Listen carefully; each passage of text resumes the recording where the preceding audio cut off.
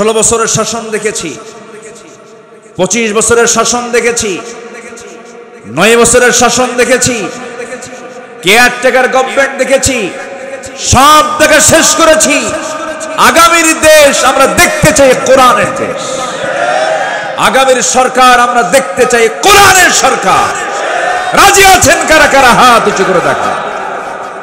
আল্লাহ রাব্বুল আলামিন বলেন, وسارعوا إلى مغفرة من ربكم وجنة عرضها السماوات والأرض وعدت للمتقين। তুমি তোমার রবের মাগফিরাতের দিকে দৌড়াও, জান্নাতের দিকে দৌড়াও, অলসতা করো না, বক্র কোনো পথে যেও না, সেই পথটাই নিয়ে নাও। সবাই বলুন, ইহদিনাস সিরাতাল মুস্তাকিম সিরাতাল্লাযীনা আন'আমতা আলাইহিম গায়রিল মাগদুবি আলাইহিম ওয়ালাদ-দাল্লিন।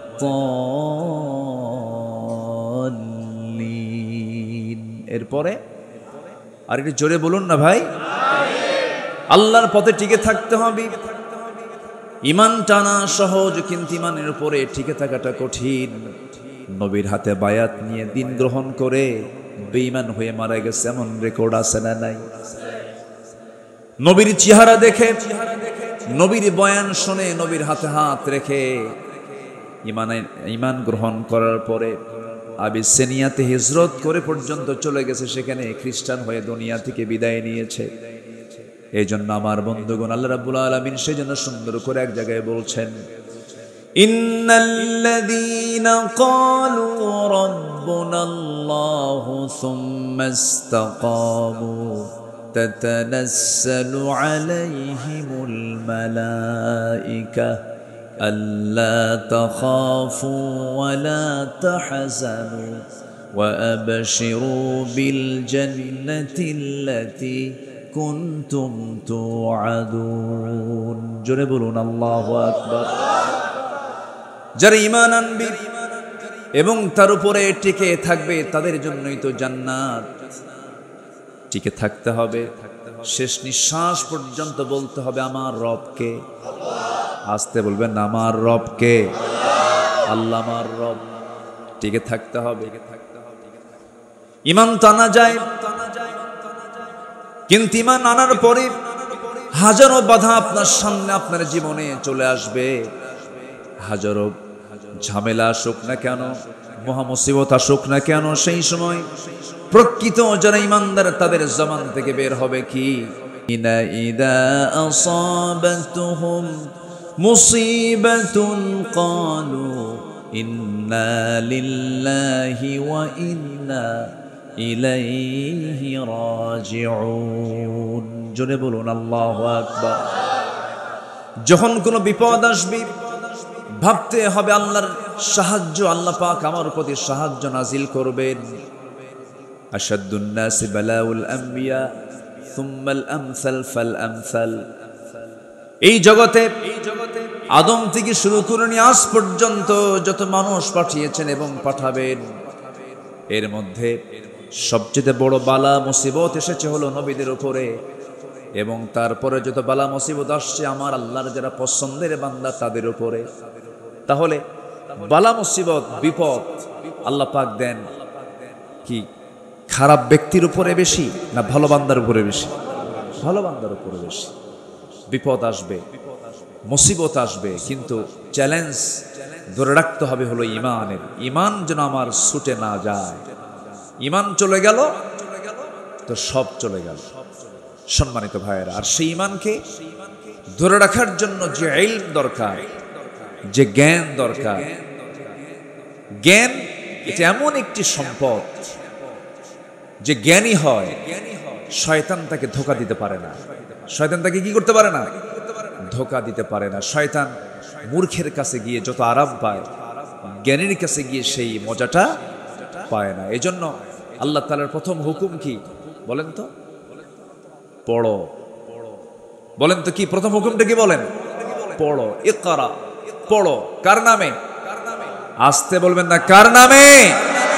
আল্লাহর নামে। আমার দেশে পড়াশোনা যে হচ্ছে না তা না, হচ্ছে। শিক্ষিতের হার বিগত সকল সময়ের চাইতে এখন বেশি না কম? বেশি। আমার দেশে এখন শিক্ষিতের হার অনেক, কিন্তু যে শিক্ষিতরা আমরা দেখতে পাচ্ছি, যে শিক্ষিতদের দেখতে পাচ্ছি, আমার দেশের উন্নয়নে ধরুন শ্রমিকরা দেশটাকে পিছায় দিয়েছে না আগায় দিয়েছে? আগায় দিয়েছে। আমার দেশের কৃষক যারা কৃষি কাজ করেন তারা দেশকে পিছায় দিয়েছে না আগায় দিয়েছে? আগায় দিয়েছে। প্রবাসী, লক্ষ লক্ষ প্রবাসী প্রবাস জীবনে থেকে ওই পাখির মতো ঝুলে ঝুলে কনস্ট্রাকশনের যে কাজগুলো করেন, তারা দেশকে পিছায় দিয়েছেন না আগায় দিয়েছেন? আগায় দিয়েছেন। আচ্ছা বলুন তো, শ্রমিক, এই কৃষক, এই প্রবাসী লোকগুলো কি শিক্ষিত না অশিক্ষিত? অশিক্ষিত। তারা অশিক্ষিত হওয়ার পরও এই শ্রমিক, এই প্রবাসী, এই কৃষক অশিক্ষিত থাকার পরও দেশকে তারা আগায় দিল, দেশের উন্নয়নে বিশাল ভূমিকা পালন করলো, কিন্তু দেশকে পিছায় দিল কারা? বলেন কারা? শিক্ষিতরা। কোন শিক্ষিতরা? যারা কোরআন শিখেছে তারা মনে হয় নাকি? বলেন বলেন তারা। তাহলে শিক্ষা দু প্রকার। দেশকে পিছায় দিয়েছে রুহের শিক্ষায় শিক্ষিত যারা, যে শিক্ষার মধ্যে প্রাণ আছে, ওহির শিক্ষার মধ্যে যে প্রাণটা আছে, এই শিক্ষায় শিক্ষিত লোকগুলো দেশকে পিছায় দেয় নাই।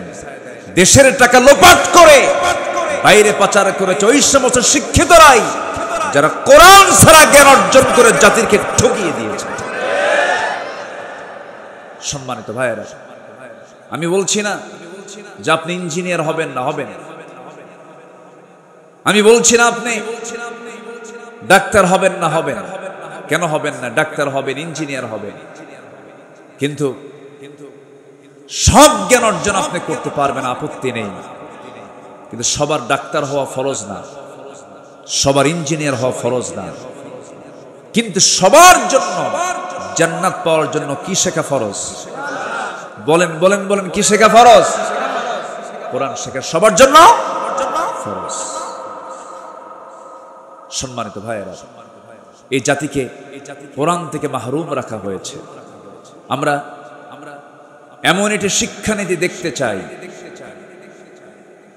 যেহেতু একটা মাদ্রাসার প্রোগ্রামে আসছি, আমি স্পষ্ট ভাষায় জানিয়ে দিতে চাই, আমরা সামনে এমন একটি শিক্ষানীতি দেখতে চাই যে শিক্ষানীতির ভিতরে সকল ফ্যাকাল্টিতে,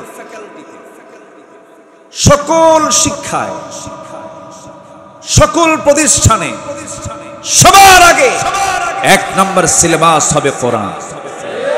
এটা কি দেখতে চান আপনারা? জাতি তখনই ভালো হবে যখন জাতির হাতে তুলে দেওয়া হবে কি তুলে দেওয়া হবে? কোরআন। কিন্তু আমি নিজেও ঢাবির ছাত্র ছিলাম, ঢাকা ইউনিভার্সিটিতে পড়াশোনা করেছি। বিগত সময়ে যে রাজনীতিগুলো আমরা দেখেছি, ছাত্রদের হাতে কোরআন তুলে দিয়েছে না অস্ত্র তুলে দিয়েছে? কোরআন তুলে দিয়েছে না মাদক তুলে দিয়েছে? কোরআন তুলে দিয়েছে না নারী তুলে দিয়েছে? আমরা সেই নেতৃত্ব দেখতে চাই না। সকল বাতিল নেতৃত্বকে না বলে, সকল বাতিল নেতৃত্বের মুখে ঝাঁটা মেরে আমরা যে সৎ নেতৃত্ব বাংলার জমিনে গড়ে তুলতে চাই। সবাইকে রাজি আছেন? রাজি আছেন কারা কারা? একটা হাত উঁচু করে দেখান।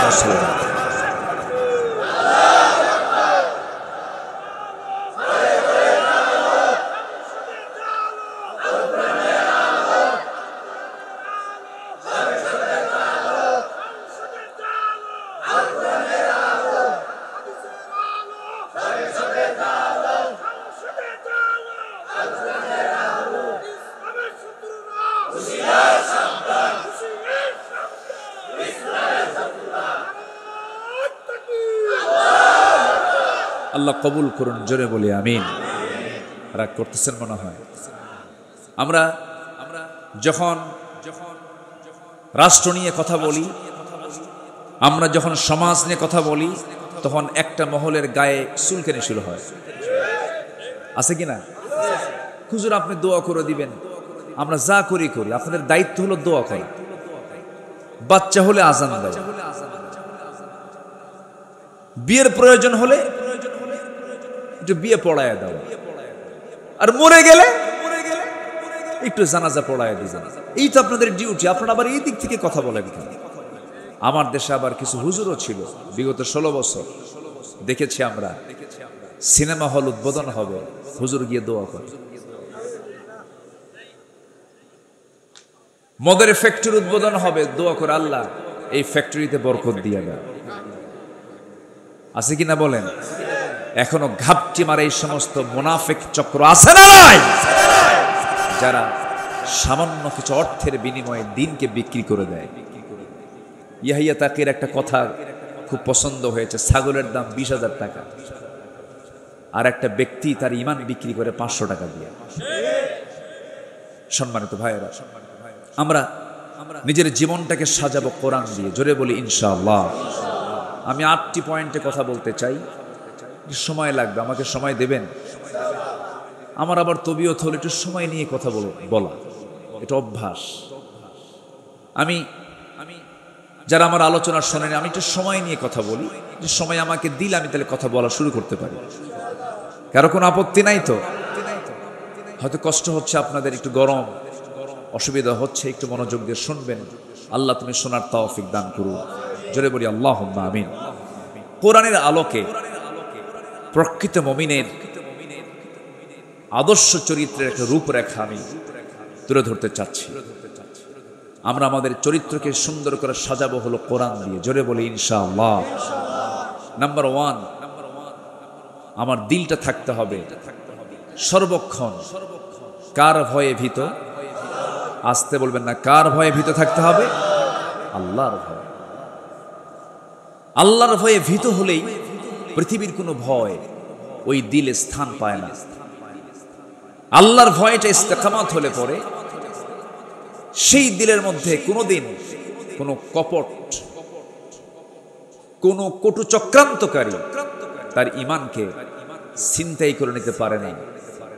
সেই হৃদয়ে শয়তান বাসা বাঁধতে পারে না। এজন্য আমাদের দিলে যে ভয়টা, এই ভয়টা জাগ্রত করতে হবে। কার ভয়?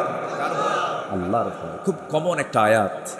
আল্লাহ রাব্বুল আলামিন সূরা আনফালের শুরুতে 2 নম্বর আয়াতে সুন্দর করে আল্লাহ রাব্বুল আলামিন বলছেন, যারা পারেন এই আয়াতগুলো সবারই মুখস্থ থাকা দরকার। আল্লাহ রাব্বুল আলামিন সুন্দর করে বলছেন, ইন্নামাল মুমিনুনা আল্লাযীনা ইযা যুকিরাল্লাহু ওয়াজিলাত কুলুবুহুম ওয়া ইযা তুলিয়াত আলাইহিম আয়াতুহু যাদাতুহুম ঈমানাও ওয়া আলা রাব্বিহিম ইয়াতাওয়াক্কালুন। জোরে বলুন আল্লাহু আকবার। মুমিনের 3টা দিক আল্লাহ রাব্বুল আলামিনের জায়গায় তুলে ধরেছেন। নাম্বার 1 হলো আল্লাহর জিকির করা। আল্লাহর জিকির করলে পরে যারা প্রকৃত যারা ঈমানদার, তাদের দিলটা প্রকম্পিত হয়। কার ভয়ে? আসতে বলবেন না, কার ভয়ে? আল্লাহর ভয়ে। নাম্বার 2 হলো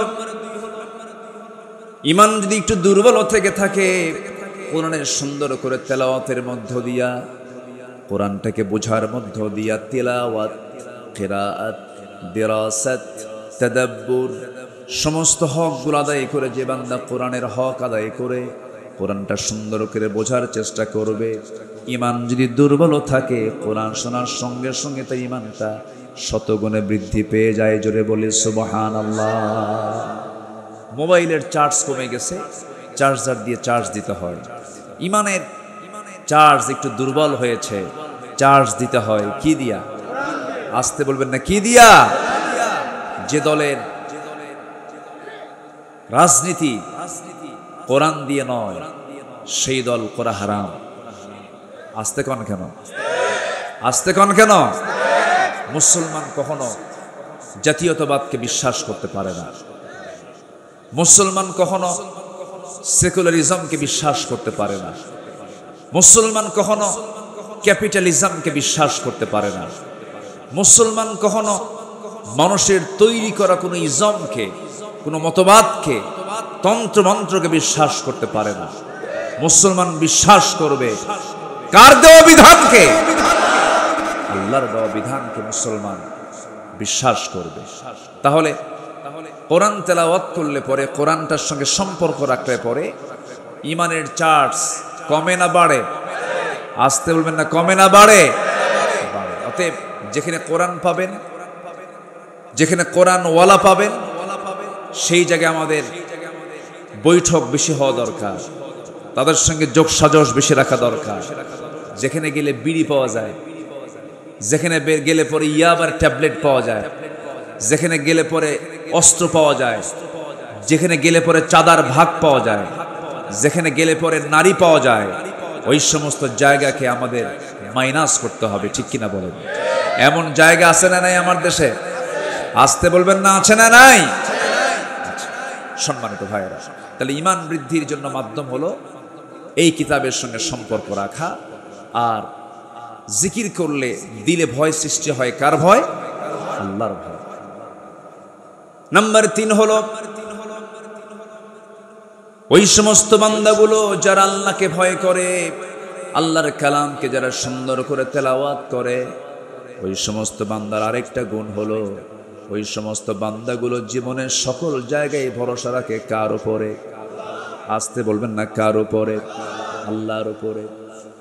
আল্লাহ রাব্বুল আলামিন বলেন, ফাইদা আযামতা ফাতাওয়াক্কাল আলাল্লাহ ইন্নাল্লাহা ইউহিব্বুল মুতাওয়াক্কিলিন।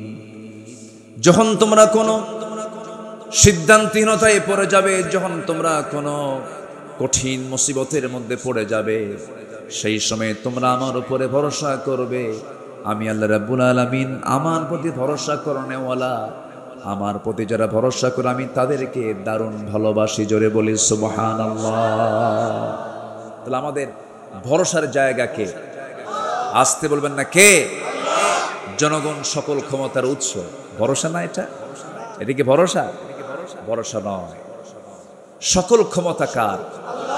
সকল ক্ষমতার উৎস কে? আল্লাহ। আল্লাহর ভয় থাকতে হবে। সাইয়েদনা ওমর ফারুক রাদিয়াল্লাহু তাআলা আনহু একদিন জাহান্নামের আয়াত শুনতেছিলেন। কিসের আয়াত বলেন তো?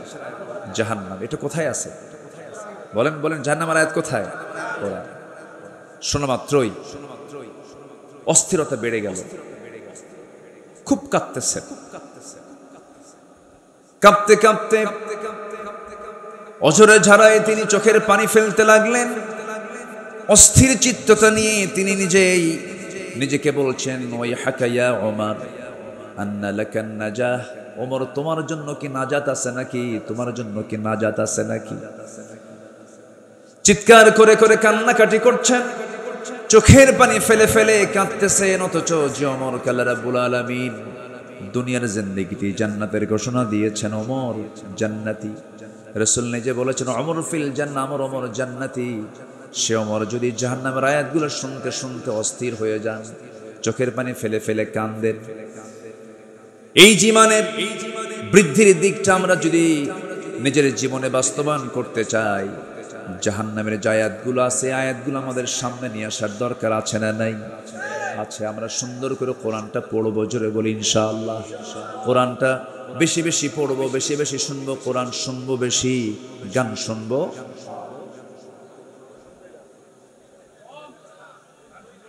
এতক্ষণে গান শুনবেন, কম শুনবেন? তাহলে কম শোনা জায়েজ নাকি? যেটা জায়েজ নাই, কমও জায়েজ নাই, বেশিও জায়েজ নাই। সারা বছর কোন মাসে আইএমএ 20 রোজা বাদ দেয় না। সোমবার বৃহস্পতিবার রোজা রাখে। ঈদের দিন মদ খায়। ঈদের দিন কি খায়? মদ খায়। ভাবে যে সারা বছর তো আমি আওয়াবিন পড়ি, তাহাজ্জুদ পড়ি, ঈদের দিন বিকেল বেলা একটু আনন্দ করবো, একটু কয়েক ঢোক মারবো, এবার কি হবে? আছে কিনা বলেন? এটা কি ইমানদারের কাজ? ইমানদার কখনো যেটা হারাম, অল্প হারামও সে গ্রহণ করতে যাবে না। ইমানদার সম্পূর্ণ হারাম জিনিসকে, হারাম খাদ্যকে, হারাম বস্তুকে, হারাম পন্থাকে সে চুল পরিমাণ গ্রহণ করতে পারে না। এটা হচ্ছে একজন আল্লাহর নৈকট্য হাসিলকারী, আল্লাহর স্মরণে যে জাকির হবে, যে জিকির করনেওয়ালা হবে, সে এমন চরিত্রের হবে। আল্লাহ তুমি আমাদেরকে এমন চরিত্র অর্জন করার তৌফিক দাও, জোরে বলি আমিন। সে আদর্শ চারিত্রিক রূপরেখার 2 নম্বর দিক হচ্ছে আল্লাহ এবং রাসূলের প্রতি নিঃশর্ত আনুগত্য। আমরা যে আনুগত্য করব আল্লাহকে এবং রাসূলকে, কোনো শর্ত দিয়া, আসতে কয়, কোনো শর্ত দিয়া, আর আল্লাহ এবং রাসূল ছাড়া অন্য কারো যখন আমরা আনুগত্য করতে যাব তখন কি দিয়া? শর্ত দিয়া। আমি আপনার আনুগত্য করব যতক্ষণ আপনি আল্লাহকে মানবেন, রাসূলকে মানবেন, ততক্ষণ মানব। আপনি আমার ইমাম, আমি ততক্ষণ মানব যতক্ষণ আপনি নামাজটা আপনি আল্লাহর নিয়মে পড়বেন। রুকু কয়বার করে বলেন? সেজদা কয়বার হয়? 2 বার। রুকু 1 বার। আর ইমাম যদি মনে করে রুকু 1 বার করে লাভ কি, সেজদাও 2 বার দেই, রুকু 2 বার দেব, সওয়াব তো বেশি হবে। আপনি কি পড়বেন নামাজ? এটা কি, এই পন্থা কি ইসলাম দিয়েছে? ইসলাম দিয়েছে কয়বার? 1 বার। আমি 2 বার দিতে পারি না। সেজদা দিতে বলেছে কয়বার? 2 বার। 3 বার করতে পারি না। আর যদি কোনো ইমাম 3 বার সেজদা দেয়, 2 বার রুকু করে, বেশি তো করলো, এরপরও মানা যাবে না। তাহলে আমি এই ইমামকে মানতেছি শর্ত দিয়া, কি দিয়া? যতক্ষণ তুমি আল্লাহ রাসূলকে মানো ততক্ষণ তুমি আমার, আমি তোমাকে আনুগত্য করব, তুমি আমার ইমাম। আল্লাহ নবীর আনুগত্য বাদ দিবা, কল্লা ধরে টেনে মসজিদ থেকে বের করে দেখে না। এটাই হচ্ছে নিঃশর্ত আনুগত্য আর শর্ত আনুগত্য। আপনি আল্লাহর সাথে, রাসূলের সাথে তার আপনার যে আনুগত্য হবে, এটা হবে নিঃশর্ত, কোনো শর্ত দেওয়া যাবে না। আল্লাহ যা বলেছেন, কেন বলেছেন, এটা বলা যাবে। রাসূল এটা করতে বলেছেন, কেন বলেছেন, এটা বলা যাবে না। আপনি কেন বলবেন, ঈমান আপনার চলে যাবে। আল্লাহ যা বলেছেন, সামি'না ওয়া আতা'না, শুনলাম, সঙ্গে সঙ্গে তা মানব। জোরে বলি ইনশাআল্লাহ। আল্লাহ রাব্বুল আলামিন বলেন, ইয়া আইয়ুহাল্লাযীনা আমানু আতিউল্লাহা ওয়া আতিউর রাসূল ওয়া লা তুবতিলু আ'মালাকুম। আল্লাহ পাক আরেক জায়গায় বলছেন, ইয়া আইয়ুহাল্লাযীনা আমানু আতিউল্লাহা ওয়া আতিউর রাসূলা ওয়া উলিল আমরি মিনকুম ফাইন তানাযা'তুম ফি শাইইন ফারুদ্দুহু ইলাল্লাহি ওয়ার রাসূল। জোরে বলুন আল্লাহু আকবার। আল্লাহর আনুগত্য করো, নবীর আনুগত্য করো, তোমাদের মধ্যে যারা লিডার তাদের তোমার আনুগত্য করো। তবে তারা যদি কোনো ঝামেলায় পড়ে যায়, কোনো ঝামেলায় তোমরা যদি পড়ে যাও, সেক্ষেত্রে তোমরা ফিরে যাবে ফারুদ্দুহু ইলাল্লাহি ওয়ার রাসূল, আল্লাহ এবং রাসূলের দিকে। অর্থাৎ আল্লাহ এবং রাসূলের যে আনুগত্য করবে, এই আনুগত্যের মাঝে কোনো শর্ত আরোপ করা যাবে না। আমার বন্ধুগণ, একটু কান লাগায় মনোযোগ দিয়ে সবাই শোনার চেষ্টা করবেন। সাহাবায়ে কেরাম নবীর যে আনুগত্য করেছেন, কোনো শর্ত দিয়ে তারা আনুগত্য করেন নাই, হাসি মুখে জীবন দিয়েছেন। রাসূল যখন যা বলেছেন, সাহাবায়ে কেরাম কোনো শর্ত লাগায় তারা আনুগত্য করেন নাই, সঙ্গে সঙ্গে তা মেনে নিয়েছেন। আল্লাহ রাব্বুল আলামিন আমার রাসূলকে এত দাম দিয়েছেন, এত সম্মান দিয়েছেন।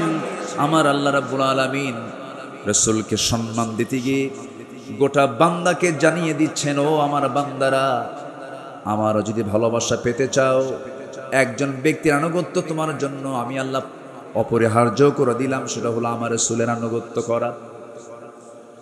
আমার যদি ভালোবাসা পেতে চাও, আমার মুহাব্বত যদি তুমি অর্জন করতে চাও, শর্ত হলো আমার নবীর তোমরা ইত্তেবা করবে। আল্লাহ রাব্বুল আলামিন বলছেন, ফাত্তাবিউনি ইউহিব্বুকুমুল্লাহ ওয়া ইয়াগফির লাকুম যুনুবাকুম ওয়াল্লাহু গফুরুর রহিম। জোরে বলুন আল্লাহু আকবার।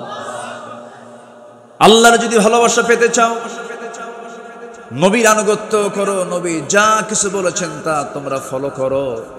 ব্যক্তি জীবন থেকে শুরু করে নিয়া তোমার যত জীবন আছে প্রত্যেকটা জীবনের প্রত্যেকটা অঙ্গনে নবীকে মানো, নবীকে ফলো করো, নবীর তোমরা আনুগত্য করো। ব্যক্তি জীবনে রাসূলকে মানবে, রাষ্ট্রীয় জীবনে রাসূলকে মানবে না। ধর্মীয় জীবনে নামাজকে মানবে, রোজাকে মানবে, কিন্তু রাজনীতির ময়দানে গিয়ে তুমি রাসূলকে মানবে না। তুমি নবীর উম্মত হতে পারো না, তুমি একজন ভণ্ড প্রতারক। আসতে কোন কেন? এরকম ভণ্ড প্রতারক তো আমার দেশে নাই মনে হয়। আসতে বলবেন না, আছে না নাই?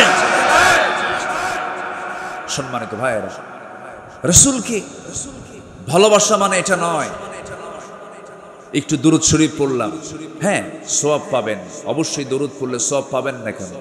দরুদ পড়লেন, মুখে সুন্দর একদম মুখ ভরা দাড়ি রাখলেন, মাথায় পাগড়ি পরলেন, একটু আতর লাগালেন, মেসওয়াক করলেন, সমস্যা নাই, এগুলো সুন্নাহ, ভালো, আলহামদুলিল্লাহ, কোনো সমস্যা না। আমি বলছি না যে এগুলোর গুরুত্ব ইসলামে নাই, আছে, কিন্তু মুখের দাড়ি কিন্তু আবু জেহেলেরও ছিল।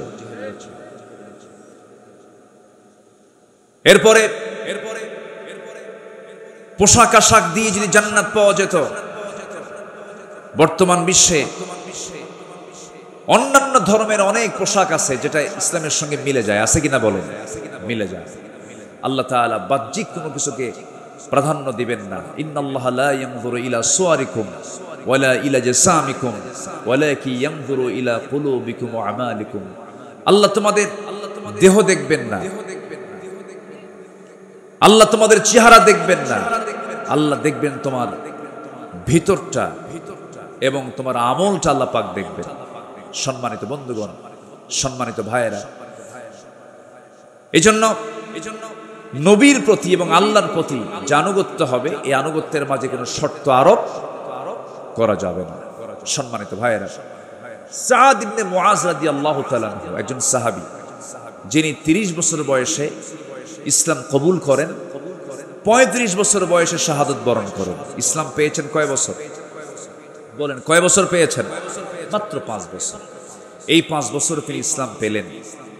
প্রথম যে যুদ্ধ হলো বদর, বদর যুদ্ধের দিন তিনি বদরের ময়দানে দাঁড়ালেন। এই যুদ্ধটা ছিল কি সমান সমান যুদ্ধ না অসম যুদ্ধ? অসম। 313 কোথায় আর 1000 কোথায়? অশ্বারোহী কোথায় আর পদাতিক কোথায়? পায়ে হেঁটে যাওয়া আর ঘোড়ার পিঠে থেকে যুদ্ধ করা, অস্ত্র হাতে নিয়ে যুদ্ধ করা, অস্ত্র ছাড়া যুদ্ধ করা, একটা অসম যুদ্ধ ছিল। সেই যুদ্ধের ময়দানে এই সাদ বিন মুআজ রাদিয়াল্লাহু তাআলা আনহু যখন আমার নবী যখন ডাকলেন দীপ্ত কণ্ঠে, সেই বদরের ময়দানে দাঁড়িয়ে তিনি বলছেন, ফাওয়াল্লাযী বাআসাকা বিল হক, আল্লাহর কসম করে বলছি যিনি আপনাকে সত্য সহ প্রেরণ করেছেন, লাউস্তাআরাদতু বিনা হাযাল বাহর, হে রাসূল আপনি যদি আমাদেরকে সমুদ্রের দিকে অগ্রসর করতে বলেন, আমরা অগ্রসর হব, ঝাঁপিয়ে পড়ব, আপনার আনুগত্যের বাইরে আমরা এক চুল পরিমাণ যাব না। জোরে বলে সুবহানাল্লাহ। সেই সাহাবী বদরে গেলেন, উহুদও গেলেন, খন্দকের যুদ্ধ পরপর এই 3 নম্বর যুদ্ধে অংশগ্রহণ করলেন। মাত্র 5 বছর তিনি ইসলাম পেয়েছেন, 30 বছরে দিন গ্রহণ করলেন, 35 বছরে দুনিয়া থেকে বিদায় নিলেন। যখন উহুদের ময়দানে, খন্দকের পরীক্ষা খননের যুদ্ধের ময়দানে যখন তিনি উপস্থিত, যুদ্ধ শেষ হওয়ার মাঝেই একটা আক্রমণ তার প্রতি করা হলো, রক্তক্ষরণ শুরু হয়ে গেল। সে রক্তক্ষরণে তিনি রক্ত শূন্যতায় পড়ে গেলেন। এক পর্যায়ে তাকে বাঁচানো গেল না, তিনি দুনিয়া থেকে বিদায় নিলেন। সাহাবায়ে কেরাম শোকাহত চিত্ততা নিয়ে রাসূলের সামনে এসে বলছেন, ইয়া রাসূলুল্লাহ, আপনার প্রিয় সাহাবী সাদ বিন মুআজকে আমরা অনেক চেষ্টা করেছি, তার সেবা করেছি, বাঁচলো না, দুনিয়া থেকে বিদায় নিয়েছেন। আমার নবীজি শোনা মাত্রই ইন্না লিল্লাহ বললেন, তার জন্য দোয়া করলেন। এবং আমার নবীজি বলেন, সাহাবীরা শোনো, আমার এই প্রিয় সাহাবীর মাত্র 5 বছরের ইসলামের আনুগত্যের মধ্য দিয়ে সে যে জীবন যাপন করেছে, আল্লাহ পাক তার এই মৃত্যুতে এত বেশি খুশি হয়েছেন যে আরশ আজিম পর্যন্ত প্রকম্পিত হয়েছে। ইহতাজ্জাতিল আরশ, আরশ প্রকম্পিত হয়েছে তার মৃত্যুতে। মানে আরশ জেনে গেছে, আরশের ফেরেশতারা জেনে গেছে যে একজন আল্লাহর প্রকৃত বান্দা দুনিয়া থেকে বিদায় নিলেন। মাত্র কয় বছর? আসতে বলেন কয় বছর? 65 বছর পার হয়, নামাজ পড়ে না। 67 বছরের বুড়া মানুষ, চামড়া কুচকে গেছে, টেনে টেনে নাপিতকে কয় দাড়িটা কেটে দে। বুড়া কি হওয়া সম্ভব? আছে না নাই? বদনসিব, এরকম বদনসিব আছে না নাই? এগুলো করা যাবে না। আমরা জীবনের সকল জায়গা আনুগত্যের চূড়ান্ত দিকটা আমরা আল্লাহর জন্য, রাসূলের জন্য আমরা বরাদ্দ করব। জোরে বলি ইনশাআল্লাহ। জি ইনশাআল্লাহ। সম্মানিত ভাইয়ের, আমি কি শেষ করে দেব? আলোচনা চালাবো? জোরে বলি ইনশাআল্লাহ। নাম্বার 3, দায়িত্ব এবং জবাবদিহিতার ভারে বিগলিত হৃদয় এবং আত্মসমালোচনা। যে ব্যক্তি নিজের দোষ খুঁজে পায় সে হচ্ছে আল্লাহর পছন্দের বান্দা। বলি আলহামদুলিল্লাহ। আমরা খুঁজে পাই কার দোষ? বলেন বলেন, অন্যের দোষ। কিন্তু দোষ খুঁজে বের করতে হবে কার? নিজের দোষ। নিজেরই তো সমস্যা অনেক, আমি অন্যের সমস্যা দেখবো কখন? নিজেই তো রোগী, ঠিক কিনা বলেন? আমার দোষ আছে না নাই? কিন্তু আমরা অন্যের দোষে আমরা তালাশে ব্যস্ত হয়ে পড়ি না। নিজের সমালোচনা, নিজের দোষ খোঁজার চেষ্টা করতে হবে এবং মাথায় রাখতে হবে জবাবদিহিতার কাঠগড়ায় দাঁড়াবো একদিন। কার সামনে? আসতে বলবেন না, কার সামনে? আল্লাহর সামনে। আল্লাহ রাব্বুল আলামিন সুন্দর করে বলছেন, ইন্না আরাদনাল আমানাতা আলাস সামাওয়াতি ওয়াল আরদ ওয়াল জিবালি ফাআবাইনা আন ইয়াহমিলনাহা ওয়া আশফাকনা মিনহা ওয়া হামালাহাল ইনসান ইন্নাহু কানা যালুমান জাহুলা। জোরে বলুন আল্লাহু আকবার। সূরাতুল আহজাব 72 নম্বর আয়াত। আল্লাহ রাব্বুল আলামিন বান্দার পরিচয় দিতে নিয়ে তিনি বলছেন, আমি আসমান, জমিন, পর্বতমালার প্রতি আমানত পেশ করেছি, তারা তা বহন করতে অস্বীকার করেছে, ভীত হয়ে পড়েছে, কিন্তু মানুষ সেই আমানতকে বহন করেছে। আমার বন্ধুগণ, মানুষকে আল্লাহ পাক সেই দায়িত্ব দিয়েছেন। একজন খলিফার কথা কিছুক্ষণ আগেও বলেছি। 2 নম্বর খলিফার নাম কি বলেন? বলেন কি? কিসের আয়াত শুনে কেঁদেছেন? মনে আছে আপনাদের? ওমর। আল্লাহু আকবার। কয় নম্বর খলিফা? বহুদিন আগে এক মাহফিলে বললাম, ওমরে ফারুককে চিনেন কে? সামনে থেকে এক ছোট্ট ছেলে দাঁড়ায় বলে, হুজুর আমি চিনি। কে? আমাদের বাড়ির দোতলায় ভাড়া থাকে। আমাদের বাড়ির দোতলায় ভাড়া থাকে।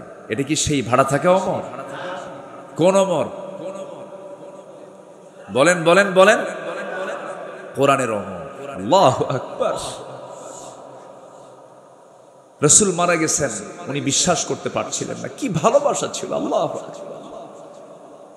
আমার নবী ইন্তেকাল করেছেন। ওয়ামা মুহাম্মাদুন ইল্লা রাসূল قد خلت من قبله الرسل। এই আয়াত তো নাযিল হয়েছে আগে, কিন্তু ওমর ফারুকের কানে যখন সংবাদ একজন দিয়ে দিল, ওমর তুমি কি জানো রাসূল দুনিয়া থেকে বিদায় নিয়েছেন, নাঙ্গা তরবারি তিনি বের করলেন। বের করে বলছেন, দ্বিতীয়বার কোনো ব্যক্তি আমার কানে যদি সংবাদ দিতে আসো রাসূল ইন্তেকাল করেছেন, আমি তার গর্দান উড়াইয়া দেব। নবীর প্রতি তার এত প্রেম ছিল। এত মোহাব্বত ছিল, এত গাঢ় সম্পর্ক ছিল। সব সাহাবী রাসূলকে ভালোবেসেছেন, কিন্তু ওমর ফারুকের ভালোবাসা একটু ভিন্ন ছিল। রাসূলকে দারুণ তিনি মোহাব্বত করেছেন।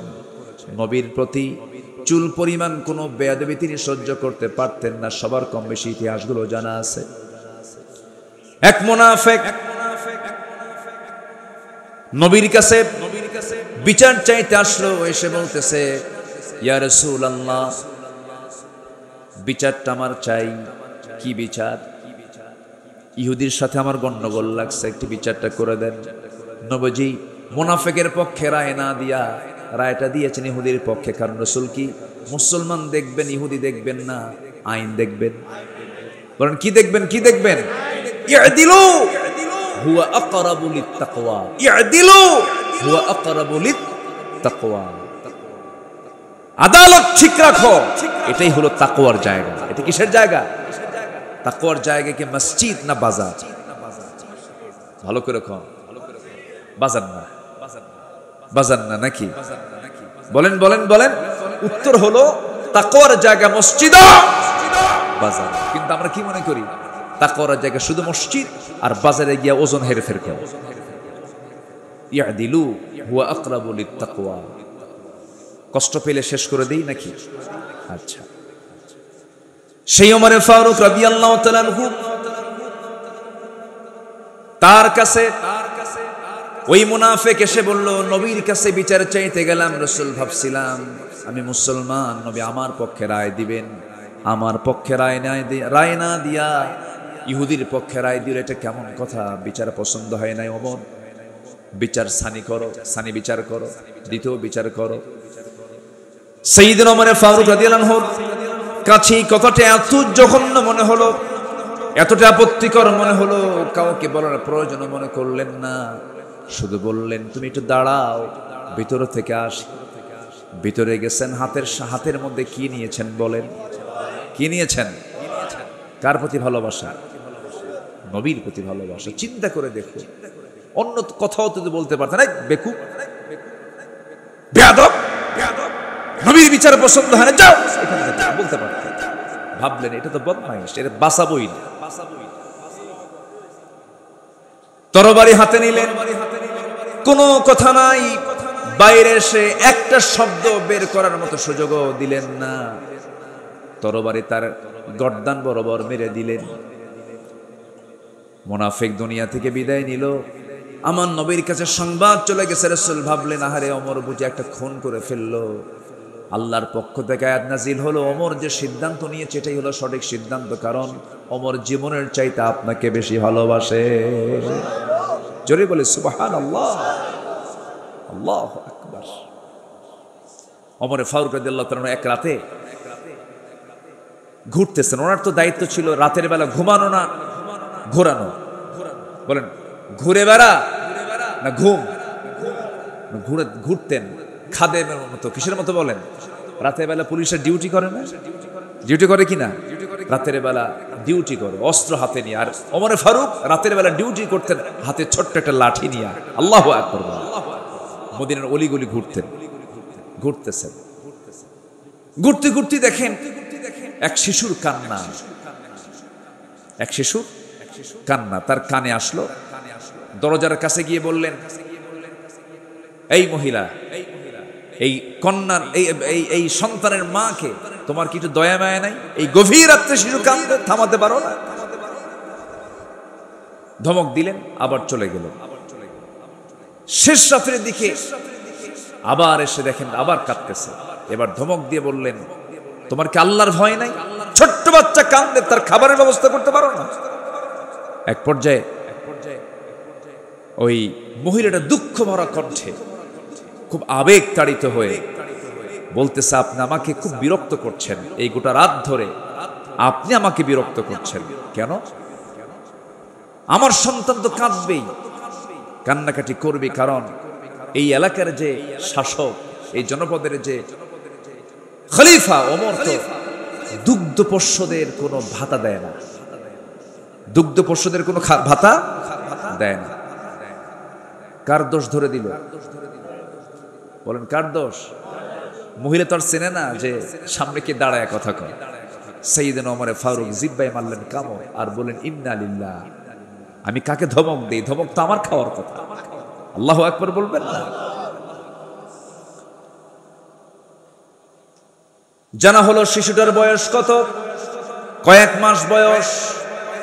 দুগ্ধপোষ্যদের ভাতা দেওয়া হয় না। সেজদায় পড়ে তিনি কান্নাকাটি শুরু করে দিলেন আর বলছেন, আল্লাহ তোমার এই অধম বান্দা ওমর হাজারো সন্তান, হাজারো তোমার বান্দাকে হত্যা করেছে। আমার রাষ্ট্রে তো দুগ্ধপোষ্য মাদের কোনো ভাতা দেওয়া হয় নাই। আমি বড় ভুল করেছি আল্লাহ। সিদ্ধান্ত নিলাম আজকের দিন থেকে আমার জনপদে যত দুগ্ধপোষ্য মা থাকবে সকল মার জন্য আজকে থেকে ভাতা চালু করে দিলাম। আল্লাহু আকবার বলো। তারা নিজেকে সংশোধন করেছেন কার ভয়ে? আর আমার দেশে দুগ্ধপোষ্যের ভাতা দেবে কখন? ওদের নিজের ভাতাই তো হয় না, ঠিক কিনা বলে? দেশের সম্পদ দেশে রাখলেও হতো, দেশের সম্পদগুলো দেশেও রাখলো না। এই যে মিলিয়ন বিলিয়ন ডলারগুলো তারা দেশ থেকে পাচার করেছে। তারা দেশে রাজনীতি করতে চান, ভালো কথা, রাজনীতি করবেন না কেন? টাকাগুলো আনেন, আসতে কন কেন? ঠিক কিনা বলেন? টাকাগুলো ওর বাপের না তো? ওর বাপের টাকা না, টাকাগুলো ফেরত আনো। গত জুলাই 24-এর আন্দোলনে যে সমস্ত মার কোল খালি হয়েছে সেই সমস্ত মার কোলে সন্তান ফেরত না দেওয়া পর্যন্ত রাজনীতির অধিকার তোমাদের থাকতে পারে না।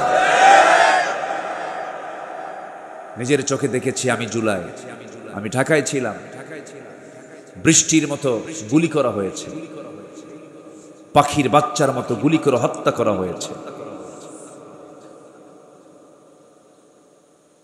হাত চলে গেছে, পা চলে গেছে, চোখ চলে গেছে। এই জীবনগুলো দিয়েছে যারা, এই জাতির একটা বড় দোষ আছে, ইতিহাস দ্রুত ভুলে যায়। ইতিহাস দ্রুত ভুলে যায়। সম্মানিত ভাইয়েরা, আমরা সব দেখা শেষ করেছি। আমরা 16 বছরের শাসন দেখেছি, 25 বছরের শাসন দেখেছি, 9 বছরের শাসন দেখেছি, কেয়ারটেকার গভর্নমেন্ট দেখেছি, সব দেখা শেষ করেছি। আগামীর দেশ আমরা দেখতে চাই কোরআনের দেশ। আগামীর সরকার আমরা দেখতে চাই কোরআনের সরকার। রাজি আছেন কারা কারা? হাত উঁচু করে দেখা।